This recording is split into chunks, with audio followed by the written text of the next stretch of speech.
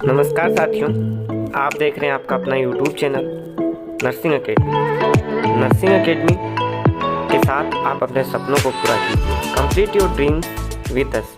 Nursing academy इस video में आपके लिए लेकर आया है मोस्पी NCLEX RN series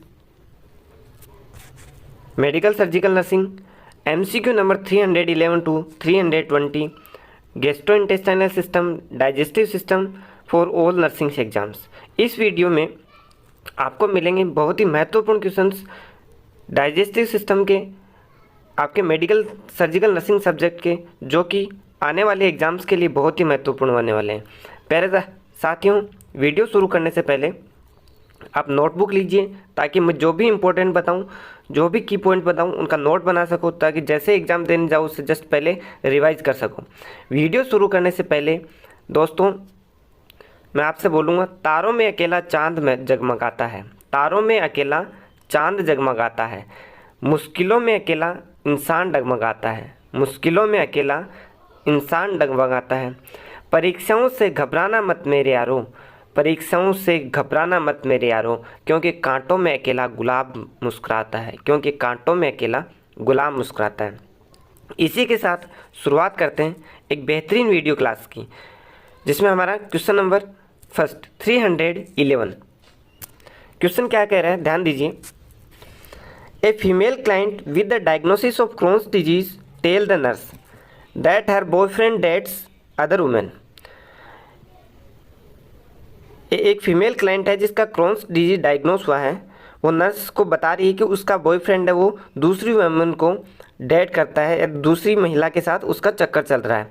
C believe that this behaviour can increase in her symptoms. वो विश्वास करती है कि ये उसका व्यवहार उसके सिम्टम या लक्षणों को बढ़ा सकता है। What should the nurse do first when counselling the client. इस क्लाइंट की नर्स काउंसलिंग कर रही है तो सबसे पहले क्या करेगी, डू फर्स्ट। ऑप्शन देखिए, option 1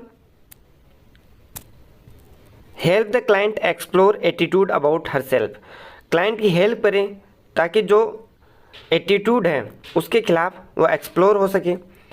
option 2 he will educate the client's boyfriend about her illness. Client के बॉयफ्रेंड को एजुकेट करे उसकी बीमारी के बारे में। Option 3 suggest the client should not see her boyfriend for a while. Client को सजेस्ट करे कि वो बॉयफ्रेंड को देखे नहीं जब। Option 4 schedule the client and her boyfriend for counselling session. उसके पेशेंट को और उसके बॉयफ्रेंड को काउंसलिंग सेशन के लिए शेड्यूल करें। Guess your correct answer. सही उत्तर सोचिए, क्या होगा correct answer. Correct answer is, सोचिए, लगाइए दिमाग के घोड़े। आप अपने नोटबुक में लिख सकते हैं ताकि आपकी तैयारी का इवैल्यूएशन हो सके, पता लग सके कि कैसी तैयारी है। करेक्ट आंसर क्या होगा, option 1 help the client explore attitude about her self. Client की जो भावनाएं हैं दबी हुई हैं, जो इमोशंस दबे हुए हैं, उनको बाहर निकालने के लिए, उनको एक्सप्लोर करने के लिए क्लाइंट नर्स को सबसे पहले चाहिए कि उसकी हेल्प करे। अब ये कुछ ऑप्शन राइट कैसे है, रेशनल देखिएगा। रेशनल क्या कह रहा है, ध्यान दीजिए। Because emotional stress can influence the progress of Crohn's disease. जो भी इमोशनल स्ट्रेस है वो क्या करेगा, जो क्रोन्स डिजीज है उसके कंडीशन को बढ़ा देगा। क्यों बढ़ा देगा, जैसे क्रोन्स डिजीज ये आंत का पार्ट है, इंटेस्टाइन का पार्ट है, इसके अंदर म्यूकोसा के अंदर इरोजन्स या अल्सर बन जाते हैं। जैसे स्ट्रेस बढ़ेगा वो अल्सर्स को बढ़ाने का काम करेंगे। Initially the nurse should help the client to explore self attitude to aid in better understanding the feelings engendered by the her boyfriend dating others. Client को इनिशियली शुरुआती रूप में नर्स हेल्प करे कि जो भी क्लाइंट्स का एक्सप्लोर है, जो दबी हुई भावनाएं, जो इमोशंस हैं वो बाहर निकल सकें, ताकि जो उसके बॉयफ्रेंड अदर महिला के साथ डेट कर रहा है उनके खिलाफ जो फीलिंग्स हैं उनको डेवलप कर सके। ऑप्शन 2 देखिए, initially the nurse should help the client explore the situation and the feeling is engender rather than involve the boyfriend. Nurse को इनिशियली क्लाइंट की सिचुएशन के बारे में समझना चाहिए और उसकी जो फीलिंग्स हैं उनको एक्सप्लोर करें। उन बॉयफ्रेंड के साथ इंगेज होने के साथ जो प्रॉब्लम्स हैं उनमें इंगेज होने की तुलना में जो सिचुएशंस है उनका exploration is the important. Client should make the decision about seeing her boyfriend. उसका बॉयफ्रेंड से मिलना ये क्लाइंट का सेल्फ डिसीजन है, ना कि नर्स का involvement. This is a premature session, the client is not ready for joint counselling session. Counselling करवाना एक प्रीमेच्योर सेशन है। काउंसलिंग इमोशनल स्टेज से पहले इम्पोर्टेंट है, ना कि इमोशनल स्टेज शुरू होने के बाद। इमोशनल स्टेज के समय जो भी नर्स का इम्पोर्टेंट पार्ट ये हो जाता है, फर्स्टली इनिशियली वो ये करेगी कि जो भी क्लाइंट का एटीट्यूड है उसको एक्सप्लोर करे, उसकी जो भावनाएं सप्रेस्ड हैं वो बाहर निकाले ताकि उसका इमोशनल स्टेज कम हो सके। नेक्स्ट क्वेश्चन है question number 312। A nurse is assessing two client. एक नर्स है दो क्लाइंट का असेसमेंट कर रही है। One client has ulcerative colitis and the other client has Crohn's disease. एक क्लाइंट है जिसको क्या है, अल्सरेटिव कोलाइटिस है, दूसरे क्लाइंट को क्रोन्स डिजीज है। Which is more likely to be identify in the client with ulcerative colitis than the client with Crohn's disease. Ulcerative colitis वाली कंडीशन में क्रोन्स डिजीज की तुलना में मोस्ट लाइकली क्या आइडेंटिफाई होगा या क्या मिलेगा? ऑप्शन देखिए। ऑप्शन 1 क्या कह रहा है, इंक्लूजन ऑफ अल्सरेटिव कोलाइटिस में क्या होगा, inclusion of transmural involvement of the small bowel wall. Ulcerative colitis के अंदर जो स्मॉल बाउल वॉल है उसका ट्रांसम्यूरल इन्वॉल्वमेंट होता है। क्या ये सही है? ऑप्शन 2 देखिए, correlation with increase malignancy because of mall observation syndrome. Ulcerative colitis malignancy के साथ कोरिलेटेड रहता है क्योंकि इसमें माल एब्जर्वेशन सिंड्रोम डेवलप होता है। Option 3, pathology beginning proximally with intermittent plaques found along the colon. Ulcerative colitis के अंदर जो प्रोक्सिमल एरिया है उसके अंदर इंटरमिटेंट प्लेक्स पाए जाते हैं कोलन के साथ में या कोलन में। Involvement starting distally with rectal bleeding then spread continuously up the colon. Ulcerative colitis के अंदर जो अल्सर है उनका स्टार्ट डिस्टल पार्ट की तरफ होता है और रेक्टल ब्लीडिंग प्रेजेंट रहती है और कंटिन्यूसली कोलन की तरफ स्प्रेड होता रहता है। तो क्वेश्चन का कुल मतलब है कि अल्सरेटिव कोलाइटिस का करेक्ट डेफिनेशन क्या है? Guess your correct answer. आप अपना सही उत्तर सोचिए। Correct answer is option 4, involvement starting distally. Ulcerative colitis के अंदर क्या होता है, जैसे ये हमने मान लिया ये यहाँ से ये लार्ज इंटेस्टाइन, ये एनस है, ठीक है जी। अब अल्सरेटिव कोलाइटिस ये कोलन पार्ट मान लिया, transverse ascending descending colon, ascending colon, transverse colon और डिसेंडिंग कोलन, ये एनएस। अल्सरेटिव कोलाइटिस हमेशा किस पार्ट पे होता है? डिस्टल। कौन से पार्ट से? डिस्टल, दूर वाले भाग से। डिस्टल का मतलब दूर। कैसे याद रखेंगे? प्रोक्सिमल और डिस्टल में कंफ्यूज होता है। डिस्टल मतलब दूर, प्रोक्सिमल मतलब पास में, ठीक है जी। अब अल्सरेटिव कोलाइटिस स्टार्ट होता है रेक्टल साइड से एंड कंटिन्यूसली कोलन की तरफ बढ़ता जाता है और साथ साथ में उसमें क्या होती रहती है? ब्लीडिंग भी होती रहती है, क्योंकि जो कोलन पार्ट है उसके अंदर क्या बन जाते हैं? अल्सर्स बन जाते हैं। अब रेशनल देखिए इसको समझने के लिए। In ulcerative colitis pathologically usually is in the descending colon. Ulcerative colitis mainly कहाँ पे होता है? Distal part. कहाँ पे? डिस्टल। डी फॉर डी याद रख लेंगे, डिसेंडिंग कोलन, ठीक है साहब।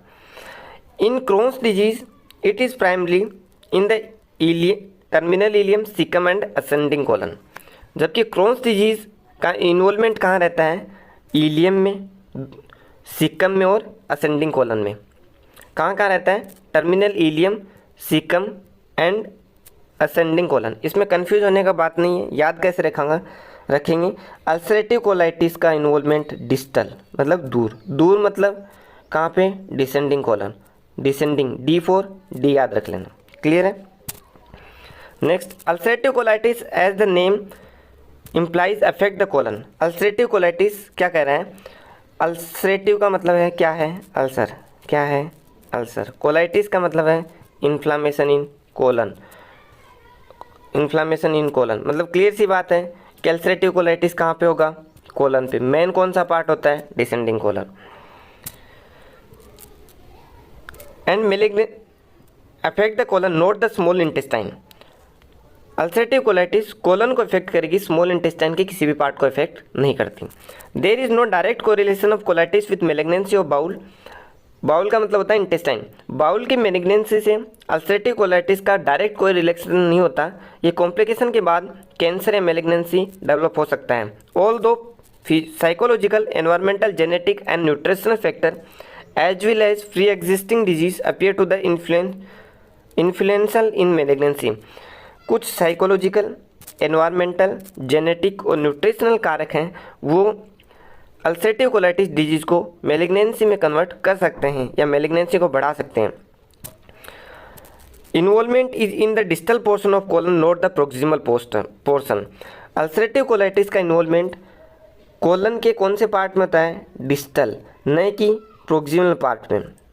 डिस्टल मतलब दूर, अल्सर तो दूर ही अच्छे रहते हैं।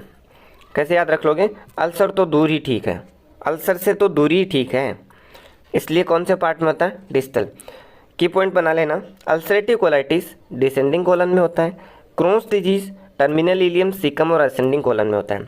अल्सरेटिव कोलाइटिस मेनली इफेक्ट करता है कोलन को, कोलन के डिस्टल पार्ट को। याद कैसे रखेंगे, अल्सरेटिव अल्सर होना, कोलाइटिस का मतलब कोलन पार्ट में, कौन सा, डिस्टल दूर वाले भाग में, मेनली D4 D याद रख लेना, डिसेंडिंग कोलन। नेक्स्ट है क्वेश्चन नंबर 313। क्वेश्चन क्या कह रहा है, a client with ulcerative colitis has experienced frequent severe exacerbation over the past several year. एक पेशेंट है जिसको अल्सरेटिव कोलाइटिस है, उसका अल्सरेटिव कोलाइटिस पिछले कुछ सालों से सीवियरली बढ़ रहा है। The client is admitted to the hospital with intense pain. Client hospital में एडमिट हुआ है जिसको क्या है, इंटेंस तीव्र दर्द है, सीवियर डायरिया है और केकेक्सिया की कंडीशन है। Which therapeutic course should the nurse expect the health care provider to explore with this client. कौन सा थेरेपेटिक कोर्स या थेरेपेटिक ट्रीटमेंट नर्स को एक्सपेक्ट करना चाहिए इस क्लाइंट के लिए। ऑप्शन देखिए, option 1 intensive psychotherapy, option 2 continued medical therapy, option 3 surgical therapy या कोलेस्टोमी, ऑप्शन 4 डाइट थेरेपी जिसके अंदर low residue high protein diet. Means ulcerative colitis लगातार बढ़ रहा है तो उस कंडीशन में नर्स कौन सा ट्रीटमेंट एक्सपेक्ट करेगी। गेस योर करेक्ट आंसर, सही उत्तर सोचिए। Correct answer is option 3 surgical therapy या कोलेस्टोमी। यदि अल्सरेटिव कोलाइटिस के अंदर मेडिकल ट्रीटमेंट क्या हो गया है, फेल हो गया है, क्या हो गया है, फेल हो गया, तो उस कंडीशन में ट्रीटमेंट ऑफ चॉइस क्या रह जाती है, ट्रीटमेंट ऑफ चॉइस रह जाती है surgical treatment. Surgical treatment ulcerative colitis में क्या होता है, कोलेस्टोमी, कोलेस्टोमी या कोलेक्टोमी, कोलेक्टोमी। ओमी का मतलब कट कर देना, कोलन को कट कर देना। अब रेशनल देखिए, समझिए, ध्यान दीजिए। If medical management fail then is the next logical choice treatment is remove the affected intestine. यदि मेडिकल ट्रीटमेंट फेल हो गया है तो नेक्स्ट ट्रीटमेंट ऑफ चॉइस रहेगा हमारा, ट्रीटमेंट ऑफ चॉइस क्या रहेगा कि जो अफेक्टेड पार्ट है उसको हम क्या कर देंगे, रिमूव कर देंगे। क्या कर देंगे, रिमूव कर देंगे, हटा देंगे। Physiotherapy might improve the client's ability to cope with the disease. जो साइकोथेरेपी है, साइकोथेरेपी है जो क्लाइंट को डिजीज़ के साथ कोप या उसके साथ एडजस्ट होकर जीने के लिए मदद करती है, but will not solve the physical problem. बस जो उसकी फिजिकल प्रॉब्लम है, जो उसको डायरिया है, पेन है, केकेक्सिया है, उसका सॉल्यूशन नहीं करती। उसका सॉल्यूशन क्या है, जो अफेक्टेड पार्ट है उसको क्या कर देंगे, रिमूव कर देंगे। Continued medical therapy, diet therapy.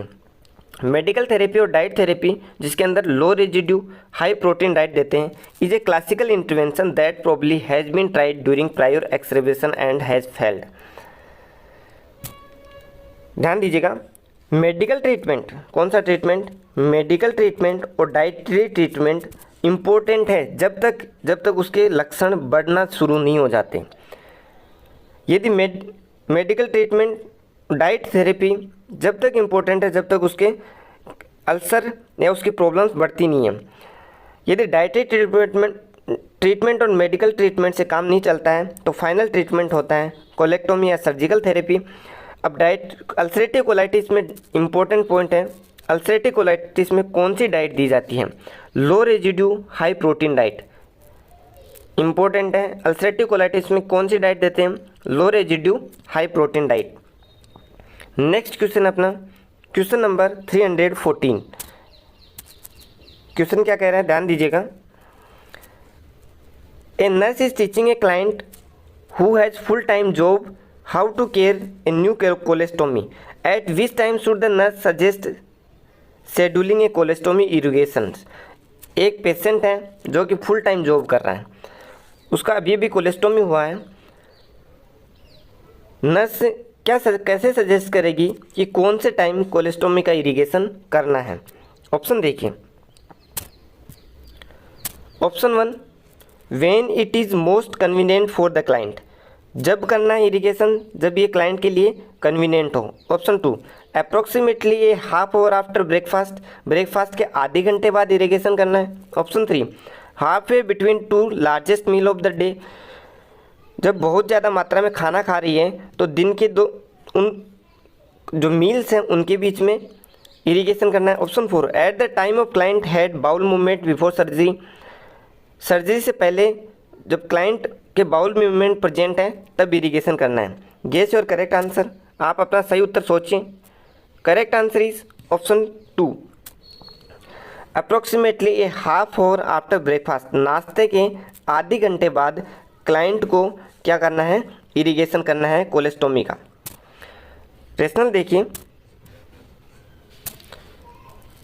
This take advantage of gastrocolic reflex that occur after eating, also it is important to establish a schedule that is at the same time every day before leaving the house for the day. It is most appropriate time for a person who has job outside the home. क्या है, ध्यान दीजिएगा, कब करना है कोलेस्टोमी patient का irrigation जो कि फुल टाइम जॉब कर रहा है। तो कोलेस्टोमी इरिगेशन से पहले प्रॉपर एडवांटेज लेने के लिए ये ज़रूरी है कि उसका गैस्ट्रोकोलिक रिफ्लेक्स प्रेजेंट हो, गैस्ट्रोकोलिक रिफ्लेक्स प्रेजेंट हो। कोलेस्टोमी इरिगेशन का शेड्यूल हर दिन सेम समय हो, सेम टाइम एवरी डे। और मोस्ट अप्रोप्रिएट टाइम क्या रहेगा जॉब वाले के लिए कि जब जॉब से बाहर जाए, घर से बाहर जाए, घर को छोड़ के जाए तो इरिगेशन की प्रोसेस कंप्लीट करके जाए। This may not take advantage of the gastrocolic reflex that occur after eating, eating के बाद जस्ट बाद में गैस्ट्रोकोलिक रिफ्लेक्स प्रेजेंट नहीं रहता, वो लगभग आधे घंटे बाद गैस्ट्रोकोलिक रिफ्लेक्स प्रेजेंट रहता है और वो इरिगेशन में हेल्पफुल होता है उसका एडवांटेज लेने के लिए just after half an hour after the breakfast. New bowel habit have to be established, irrigation take time to accomplish and need to be scheduled before or after the day works activity begin। उस patient को irrigation के लिए नई bowl habits develop करनी होंगी और client का schedule होना चाहिए इरिगेशन का जॉब से जाने से पहले और जॉब से आने के बाद।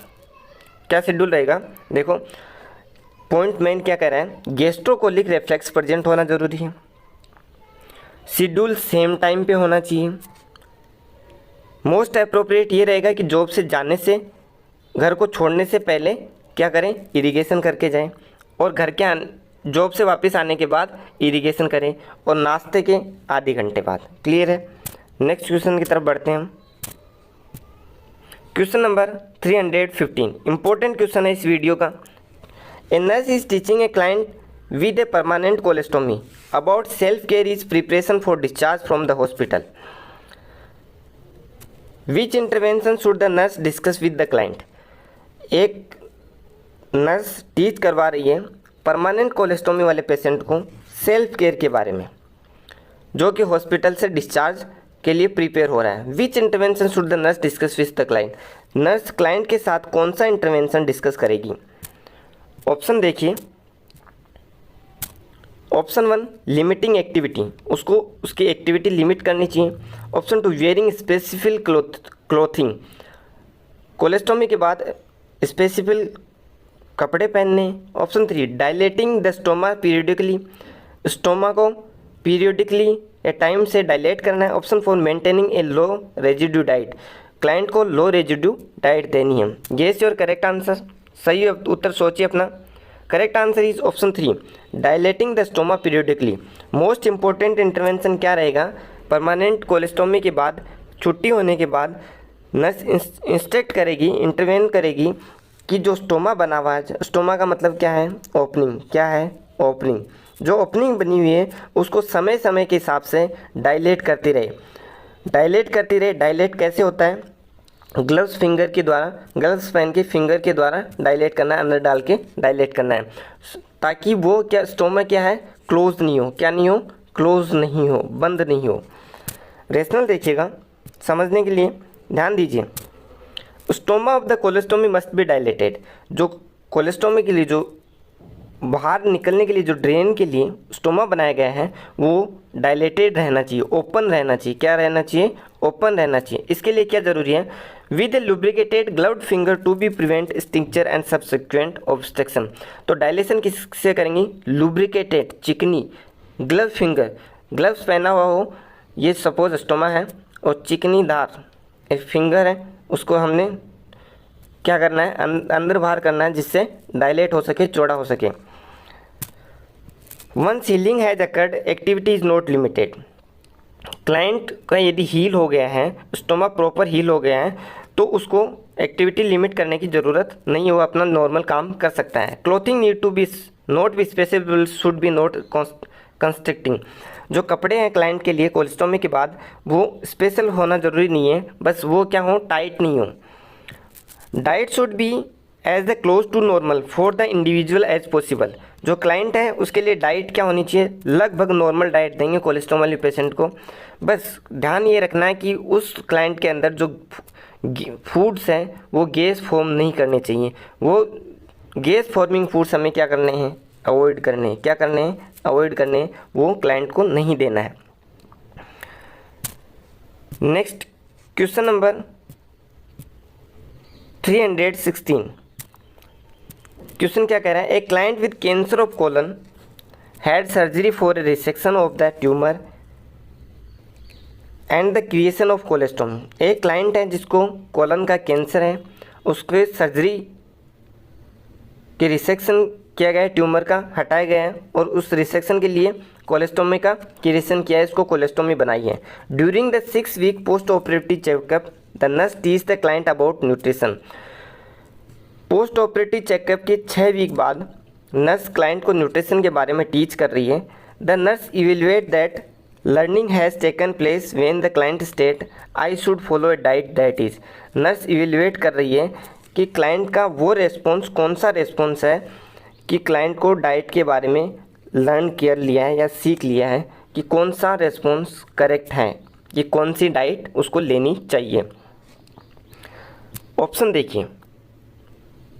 Option 1 rich in protein. कोलेस्टोमी के बाद जो डाइट ले रहा है वो प्रोटीन फुल होनी चाहिए. Low in fibre content, fibre content उसमें कम होनी चाहिए. Option 3 as close to as usual as possible, जहाँ तक संभव हो नॉर्मल डाइट लेनी है. Option 4 higher in calorie than before, जो पहले ले रहा था कैलोरी जितनी उससे ज़्यादा कैलोरी लेनी है. Guess your correct answer. सही उत्तर सोचिए. आपका सही जवाब क्या होगा? लिखिए कमेंट बॉक्स में, कमेंट करिए. Correct answer is option 3 as close to as usual. Colostomy के बाद जो क्लाइंट है उसके लिए डाइट क्या होगी? लगभग जो हमेशा से लेता आ रहा है या फिर नॉर्मल डाइट के इक्विवेलेंट, नॉर्मल डाइट के इक्विवेलेंट. रेशनल देखिए, although foods that produce gas are generally avoided. वो भोजन जो कि गैस पैदा करते हैं, गैस प्रोड्यूस करते हैं, वो हमें क्या करने हैं, पेशेंट को अवॉइड करने हैं। क्या करने हैं, अवॉइड करने। The diet should be close to normal. Diet हमेशा नॉर्मल डाइट के लगभग होनी चाहिए, as possible for optimal physiological and psychological adaptation, जिससे ताकि अधिक से अधिक फिजियोलॉजिकल और साइकोलॉजिकल अडेप्टेशन मिल सके। High protein diet is important until healing occurs. Client को जब तक स्टोमा हील नहीं हो जाता तब तक हाई प्रोटीन डाइट इम्पोर्टेंट है। But a balance diet generally meal nutritional need for protein. But balance diet जो दे रहे हैं, जो नॉर्मल डाइट के इक्विवेलेंट दे रहे हैं, उससे भी प्रोटीन की जो बॉडी को रिक्वायरमेंट है वो फुलफिल हो जाती है। There is no need to limit fibre, it provide bulk necessary for soft for stool. Client के फाइबर्स को कम करना ज़रूरी नहीं है। फाइबर कंटेंट कोलेस्टोमी वाले पेशेंट को क्या होना चाहिए, इंक्लूड करना है, ताकि जो स्टूल बन रहा है वो क्या हो सके, सॉफ्ट हो सके और क्लाइंट को कॉन्स्टिपेशन या कब्ज नहीं हो। कोलेस्टोमी के बाद कब्ज कॉन्स्टिपेशन होने से बचाना है। Absorption of nutrients is unaffected, there is no need to increase of caloric intake. Client के कोलेस्टोमी के बाद उसका अवशोषण है भोजन का या न्यूट्रिएंट्स का, वो प्रभावित नहीं होता है, अनअफेक्टेड रहता है, तो उसको कैलोरी रिक्वायरमेंट बढ़ाने की कोई आवश्यकता नहीं होती। नेक्स्ट क्वेश्चन नंबर 317, ध्यान दीजिए। ए nurse is caring for a client with A नेजो intestinal tube. एक नर्स केयर कर रही है उस क्लाइंट की जिसको नेजो इंटेस्टाइनल ट्यूब डला हुआ है। Which solution should the nurse use when instilling the tube to ensure the patency.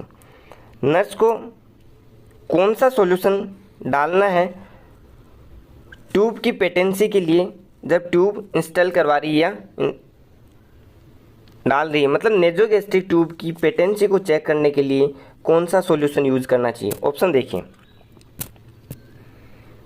Option 1 sterile water, option 2 isotonic saline, option 3 hypotonic saline, option 4 hypertonic glucose. Guess your correct answer. Correct answer is option 2 isotonic saline. मतलब NG tube है, नेजो intestinal tube है, नेजो intestinal tube है, उसकी patency को check करने के लिए nurse को आइसोटोनिक सलाइन का यूज़ करना चाहिए। रेशनल देखिए क्यों करना चाहिए, ध्यान दीजिए। Isotonic saline must closely resemble body fluid. Isotonic जो सलाइन होता है वो लगभग बॉडी फ्लूइड्स के, उसकी टोनिसिटी लगभग बॉडी फ्लूइड के बराबर रहती है। It will not cause an imbalance by pulling fluid and electrolyte out of intravascular compartment. Isotonic saline जो फ्लूइड और इलेक्ट्रोलाइट बैलेंस है उसके अंदर इम्बैलेंस प्रोड्यूस नहीं करता। एग्जांपल लीजिए, सपोज ये इंटेस्टाइन है, ये है आइसोटोनिक सलाइन, इसकी टोनिसिटी समान है, क्या है, इक्वल है, तो ना तो ये इंट्रावेस्कुलर कंपार्टमेंट से फ्लूइड खींचेगा ना ये अंदर डालेगा, तो that is good for check the patency. यदि अंदर बाहर किया इसने फ्लूइड्स को तो उसका फ्लूइड और इलेक्ट्रोलाइट इम्बैलेंस बिगड़ सकता है। Style water hypotonic saline solution will allow absorption of fluid into the intravascular compartment resulting in dilation of electrolyte and possible circulatory overload। अब देखिए हाइपोटोनिक सलाइन की बात करते हैं और स्टाइल वाटर की बात करते हैं। ये क्या करेंगे, जैसे ये स्टाइल वाटर ले लिया हमने, ये इंटेस्टाइन है, जैसे इसके अंदर डाला हाइपोटोनिक, टोनिक का मतलब है इसके अंदर क्या है, वाटर ज़्यादा है, क्या है, वाटर ज़्यादा है और केमिकल्स कम है।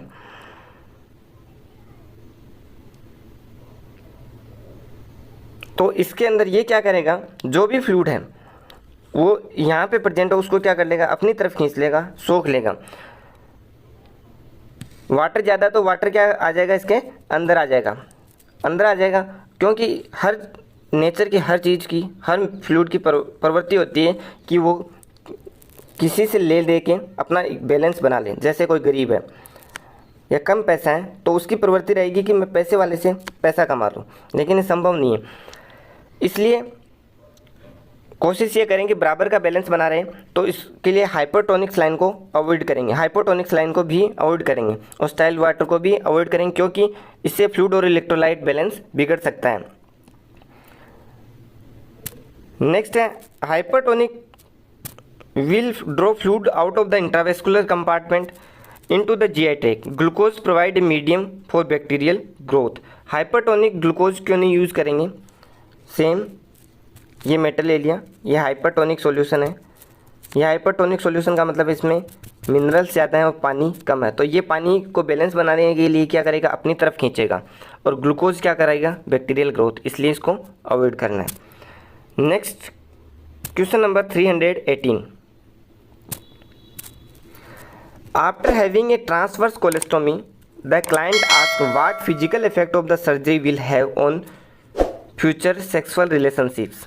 ट्रांसवर्स कोलेस्टोमी के बाद क्लाइंट ये पूछता है कि फ्यूचर में सेक्सुअल रिलेशनशिप, सेक्सुअल संबंध बनाने के लिए सर्जरी क्या इफेक्ट करेगी। विच information should the nurse include in A teaching plan for this client. कौन सी इन्फॉर्मेशन नर्स को टीचिंग प्लान के अंदर इंक्लूड करनी चाहिए इस क्लाइंट के लिए।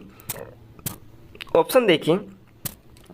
Option 1, you will be able to resume usual sexual relationship. Client usual sexual relationship, sex संबंध बना सकता है। Option 2, surgery will temporarily decrease your sexual impulses. जो आपके सेक्सुअल इम्पल्सेज हैं, जो सेक्स करने की इच्छा है, वो सर्जरी के बाद कम हो जाती है, डिक्रीज हो जाती है। Option 3, your sexual activity will be curtailed for several week. आपको सेक्सुअल एक्टिविटी कुछ समय के लिए रोक देनी चाहिए। Option 4, partner should be told about the surgery before any sexual activity. कोई भी सेक्सुअल एक्टिविटी से पहले आपको पार्टनर को बताना चाहिए। Guess your correct answer. Correct answer is option 1, you will be able to resume usual sexual relationship. Transverse colostomy के बाद पेशेंट यूजुअल सेक्सुअल रिलेशनशिप या सेक्स संबंध बना सकता है। रेशनल देखिए, समझिए। Surgery on the bowel has no direct anatomical and physiological effect on sexual performance. However psychological factor में hamper this function and the nurse should increase वर्बलाइजेशन।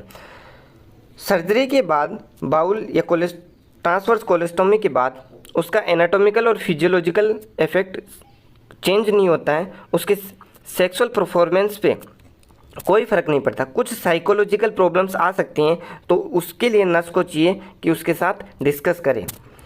Although it may take several month to resume satisfy sexual relationship, the surgery not do direct physiological effect. कुछ समय ले सकता है sexual relationship के लिए, उसको heal करने के लिए, मेंटली एडजस्टमेंट करने के लिए, बट जो सेक्स का फिजियोलॉजिकल इफेक्ट है वो ट्रांसवर्स कोलेस्टोमी से प्रभावित नहीं होता। There is no reason why sexual activity must be curtail. Sexual activity को दूर करने, कर्टल करने का कोई रीज़न नहीं है। Although A partner should understand the nature of the surgery, the focus at the time should be on the client. Partner को भी ये समझना चाहिए, सर्जरी की नेचर के बारे में समझना चाहिए, और उसको साथ क्लाइंट के साथ एडजस्टमेंट करना चाहिए। नेक्स्ट है क्वेश्चन नंबर 319। ध्यान दीजिए। A client with has a transverse loop कोलेस्टोमी। एक क्लाइंट है जिसको ट्रांसवर्स लूप कोलेस्टोमी हुआ है। What should the nurse do when inserting A catheter for the कोलेस्टोमी irrigation. Nurse को क्या करना चाहिए कोलेस्टोमी इरिगेशन के लिए कैथेटर इंसर्ट करवा रही है। ऑप्शन देखिए।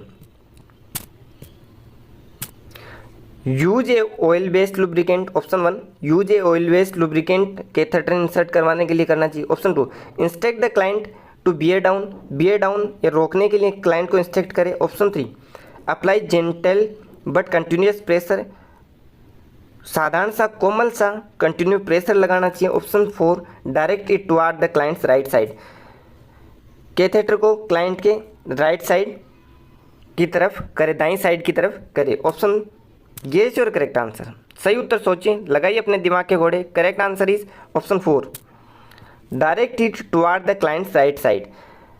कैथेटर इंसर्ट कराने के लिए कैथेटर को क्या करे, डायरेक्ट करे किस साइड की तरफ, राइट साइड की तरफ। क्यों करे, रेशनल देखिएगा, कारण क्या है।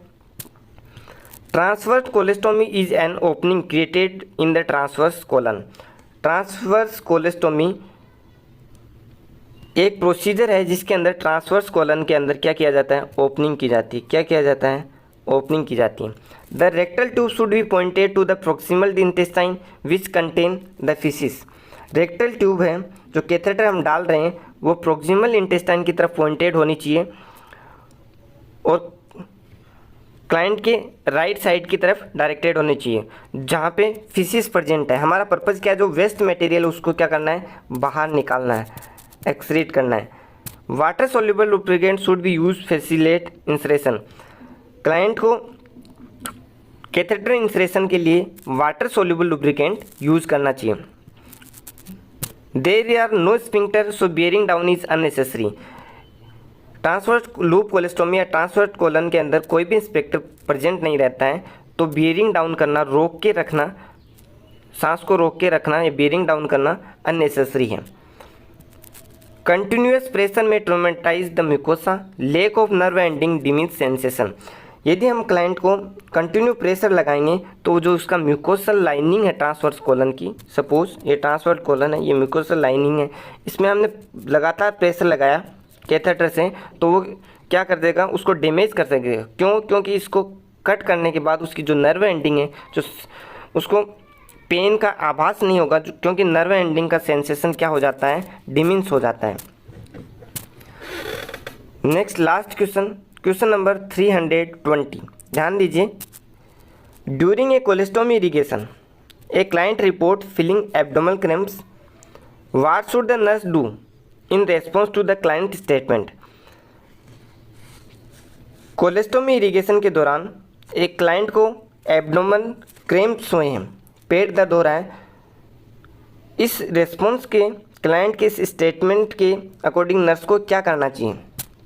ऑप्शन देखिए, option 1 discontinue the irrigation, option 2 lower the container of fluid, option 3 claim the catheter for few minutes, option 4 advance the catheter approximately an inch.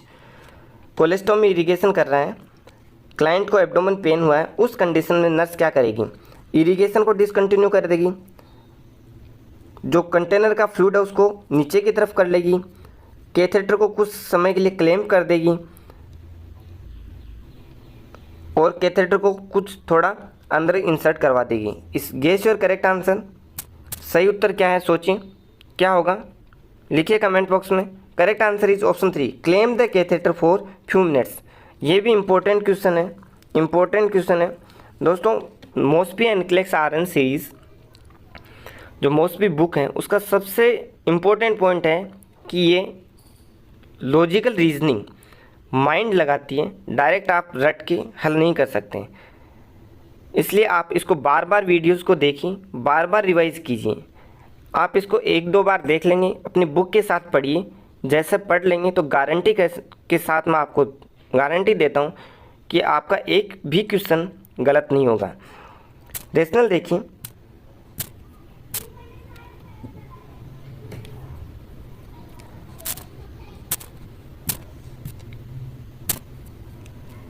Enema और ostomy irrigation can cause cramping. Important point बनाइए, यदि किसी client को enema लगा रहे हैं या irrigation कर रहे हैं, क्या कर रहे हैं, इरिगेशन, यदि उस कंडीशन में उसको क्या होता है, पेन होता है, क्या होता है, पेन होता है, तो हमारी फर्स्ट प्रायोरिटी यहाँ पे रहेगी, क्या प्रायोरिटी रहेगी कि जो इरिगेशन या एनीमा उसको क्या कर दें, कुछ समय के लिए स्टॉप कर दें और जैसे ही एब्डोमेन पेन सबसाइड हो गया उसके बाद दोबारा से स्टार्ट कर दें। थ्योरी पढ़िए, cramping generally will subside for if the tubing is clamped for few minutes, the procedure can be continue when is cramping subside. मतलब एनीमा और ओस्टोमी इरिगेशन है, कोई भी ओपनिंग है उसका इरिगेशन कर रहे हैं, पेन हो रहा है तो उसको कुछ समय के लिए क्लैम्प कर देंगे, क्लैम्प जैसे ही पेन सबसाइड हुआ, क्रैम्पिंग सबसाइड हुई, दोबारा रीस्टार्ट कर देंगे। Discontinuing the irrigation may lead to ineffective evacuation of the colon. यदि इरिगेशन को डिसकंटिन्यू कर दिया तो जो कोलन है, जिससे जो फिसल मटेरियल बाहर निकालना था वो पूरा बाहर नहीं निकलेगा और प्रॉब्लम क्रिएट कर सकता है। Lowering the catheter will decrease the rate of flow. Catheter को यदि हमने क्या कर दिया, नीचे की साइड कर दिया, जैसे ये बेड है, ये कैथेटर लगा हुआ है, इसकी बेड से या पेशेंट से नीचे कर दिया तो जो फ्लो रेट है उसका कम हो जाता है। But fluid will continue to enter the colon if the container remain above the stoma. इसलिए जो स्टोमा की ओपनिंग है उसको कैथेटर को उसकी हाइट से ऊपर की तरफ रखा जाता है। Advance the catheter can injure the mucosa and does not affect cramping. यदि कैथेटर को हम ज़्यादा इंसर्ट करवा देंगे तो उसकी म्यूकोसा को क्या कर सकता है, नुकसान पहुंचा सकता है, बल्कि क्रैम्पिंग है जो पेन है वो भी बढ़ सकता है, और जबकि कम नहीं होगा। Thank you for watching. प्यारे साथियों, हंसते रहिए, पढ़ते रहिए, मुस्कुराते रहिए। प्यारे साथियों, यदि आपको इस वीडियो से रिलेटेड कोई क्वेरी हो तो आप हमें व्हाट्सअप कीजिए। हमारा व्हाट्सअप नंबर है 8360069703।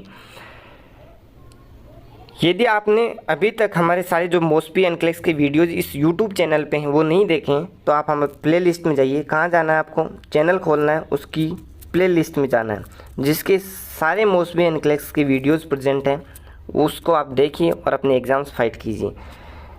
सब्सक्राइब करने के लिए आपको ये लोगो ध्यान में रखना है, इस लोगो को नहीं भूलना है। बेल आइकन प्रेस करना, उस पर ऑल सेलेक्ट करना बहुत ज़रूरी है ताकि जो नेक्स्ट वीडियो आ रहा है उसका नोटिफिकेशन सबसे पहले आपको मिल सके और सबसे पहले आप कुछ ना कुछ सीखते रहें।